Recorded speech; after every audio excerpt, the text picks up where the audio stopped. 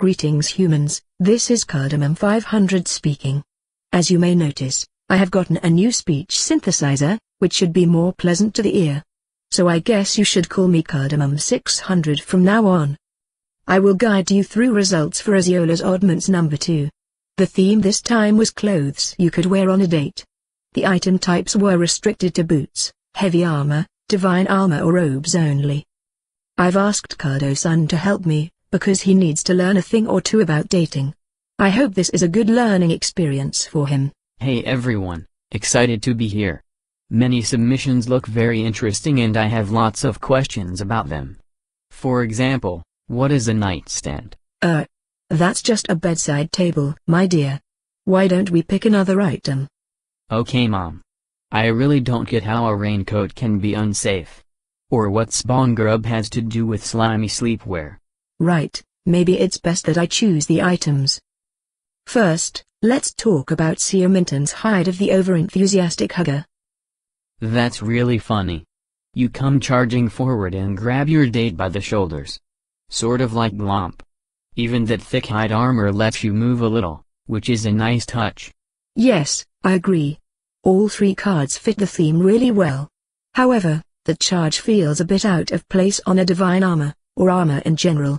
Dynamic armor would have been safer choice regarding the item design rules, but it doesn't feel as overenthusiastic as charging on your date. I would really like to see an armor with boosted heal. Here, the item illustration is really fitting and Hug's healing capabilities are also spot on. Out of 27 submissions, there were only 4 divine armors. That is 14.81% of total submissions. All 4 of them, and some other submissions as well, had some cards that didn't really fit in with the item type. Azeola wasn't concerned about the playability, but still preferred submissions that followed existing item designs more closely. Boring. Let's move on to the next submission. Mamamia's pocketed cell phone. Really surprising and clever submission that suffers a bit from the theme restrictions, since I think it would have worked better as an arcane item. Similar to wardrobe malfunction or naked but safe, this is an unfortunate scenario you wish wouldn't happen on a date. All 3 cards fit the theme and manage to tell a whole story, just like 2 tall heels, the community choice we'll discuss later. Being on the common side of the rarity spectrum feels appropriate. This would have been Azeola's top pick, if the assignment would have permitted bringing items and accessories to the date. Son, do you have anything to add? Oops. Sorry, I was Snapchatting. Okay, moving on. Our third item is Killer 74's dilapidated tuxedo. This submission tells a similar bittersweet story as wardrobe malfunction. Maybe you're a widow or some other lonely person that would like to feel loved again. But many years, decades even, have passed by since you last dated someone. So you feel out of place, both at home and in public places. Despite the hardships, maybe it's time to dig that old tuxedo from the attic and see if old dogs can learn new tricks. Don't get all too sentimental, Mom. I really like the solid wood as a material, because it reminds me of clothing starch and adds to the old feel of the item. Wow. I'm proud of your history database and search algorithms.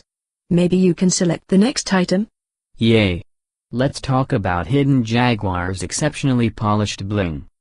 Somehow, I'm not surprised. Just like you, this submission tries to make impression to the dating partner with exquisite and over-the-top clothing and accessories. However, the tokenless epic nature of this submission is interesting. Tokenless cost makes this look a bit cheap or low quality, but not everyone can afford this epic set of accessories. I think it captures the feel of bling quite well. Chain harness is the booster and polisher here. Since this doesn't have any traits or magic cards, rather than robes, this feels more like a heavy armor to me. However, since this is robes, you could exploit the loophole that Time Racers showed us on Azeola's Oddments number 1 and upgrade the chain harness to enchanted harness while keeping it still tokenless. I think extravagantly polished bling would have been even cooler. Nice. You've done your homework, I'm impressed.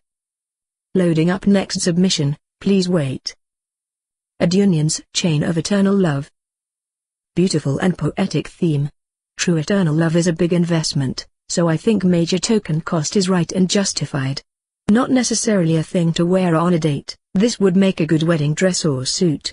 Enough of that romantic stuff. Replacing that inspiring armor with another hybrid armor plus boost card, for example quickness aura, rushing aura or sparkling cloth armor would have been interesting idea and more pleasant to my pattern recognition algorithms. It would be interesting, but I think inspiring armor is more fitting to the original theme. Whatever. I think we should check out some of those boots before announcing the winners. Alright, what do you think about Lucky Dice's Boots of Stylish Determination?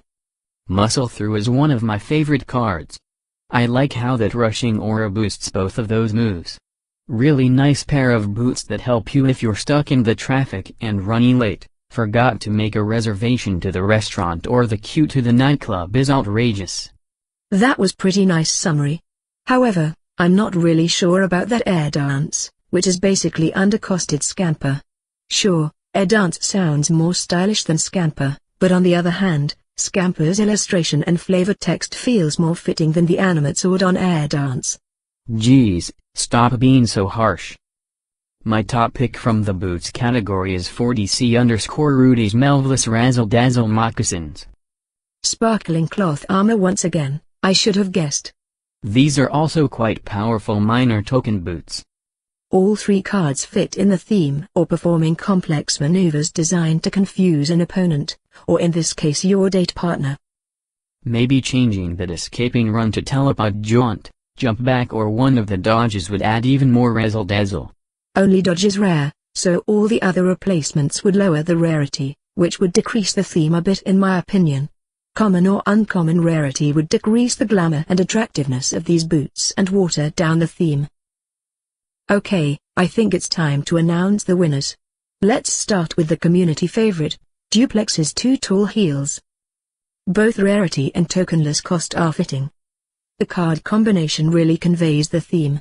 The flavor text of Dangerous Maneuver coupled with the Two Tall Heels theme, reminds me of America's Next Top Model. That's right. And that character on Trip even looks just like Tyra Banks. I really don't want to know why you know her. The item illustration is not based on any existing Boots items, since there really wasn't any girly items with a tall heel. So it was easier to do an image search for actual high heels and add some photoshopping magic to that one, than to build a heel for ballet shoes from scratch. Since you've been such a good boy, I let you choose and announce the other winner. Awesome. My pick is Sexy Cop No, Outfit. Anything but that. Okay, so how about document? No. Yuck, you're such a spoil sport. Is Demon's triple popped collar a shirt of the ideal fiancé, family friendly enough for you? Alright, that'll do. Apparently popped collars make you cool. There's a ton of image macros with 4, 5, 7 and even 23 popped collars. It's an arms race. Demon has chosen to pop 3 collars, hoping that third collar's a charm.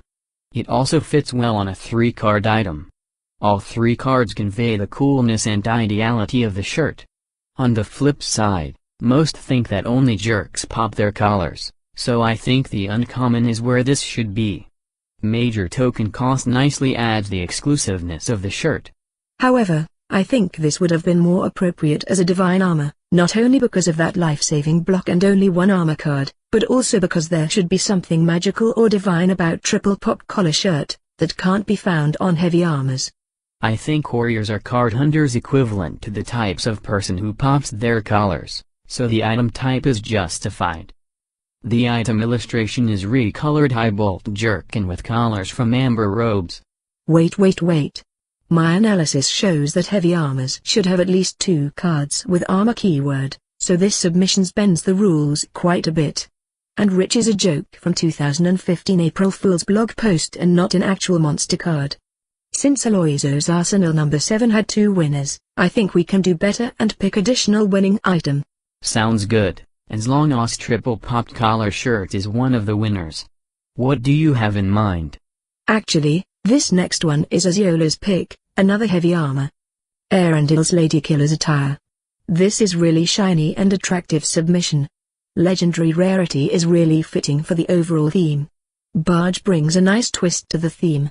I think it's okay, since Barge is already printed on helmets. For a less violent version, The attack could have been replaced with ooze barge or ooze shove. Maybe zero damage attack would have been closer to the Lady Killers movie? Hey! No spoilers, please. I haven't downloaded that movie to my database yet. Overall, really slick and good submission. The item illustration is mixture of Burns' untouchable mail and Emperor's plate with added polish and shine. I think I should start wearing it, so my mom can't boss me around anymore. I think it's past your bedtime. No, hold on. Didn't you say we can do better than that Aloizo guy? Didn't the third event had like 5 winners? Yes, you're right. I think we should select a winning divine armor and robes to round things off and to give you more options to choose from, if you have managed to find a date. And it's only fair that I get to pick winners as well. Alright. The winning divine armor is Callan silk underwear. Silk underwear should be something that you don't wear every day. They give you confidence and that extra boost for important dates and other social interactions. For that reason, I think the epic rarity is really fitting. Inspiring Presence isn't found on divine armors, but I let it slide, since it fits quite well on the overall theme. Healing Beacon would have been safer option on that regard, but not as fitting thematically as Inspiring Presence. Dropped guard adds to the theme and lowers the playability. Silk underwear should remain in practical armor of choice for the battlefield. It seems that Aziola took the easy route and just tricolored and polished Aranox chain web. How boring. Hush, my child. It's time for the final winner. Mania Fig's wardrobe malfunction. Oh no. I think we got too greedy and picked too many winners. Don't be silly. It's just that I don't really have anything to wear. Even that smooth silk underwear doesn't fit me. I hate to say this, but maybe you've gained a few pounds extra. Sitting all day in Blue Manchu's data center isn't really healthy. Oh, shut up. The item illustration is really hideous. My analysis shows that it's a mixture of 3 different armors. Robes of Counterspell, Cotton Wizard's robes and some unprinted divine armor called hide vestments.